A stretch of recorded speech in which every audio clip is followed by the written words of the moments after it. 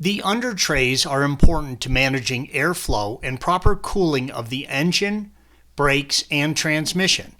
Be sure to wear safety glasses when removing the trays, as loose dirt and debris will fall out.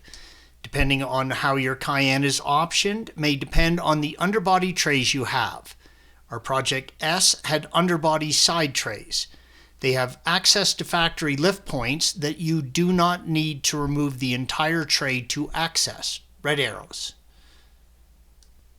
The rear has a cutout that you can just bend out from the tray and is indicated by the red arrow.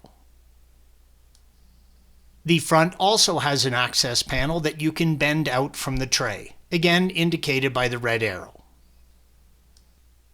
You can completely remove the trays from the vehicle by removing all of the T30 torque screws indicated by red arrows.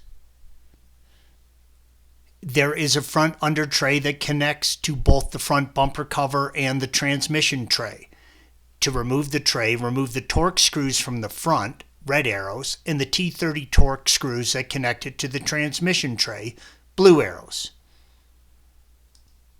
To remove the transmission tray, remove the T30 torque screws that connected to the front tray, blue arrows. Remove the T30 torque screws that connected to the rear, red arrows, and then slide the tray forward and out from the plastic clips that hold it in place, indicated by green arrows. Installation is the reverse of removal. Torque all fasteners to 2.8 Newton meters or 2 foot-pounds. Thanks for watching. Be sure to subscribe to our channel and check out another video in this series.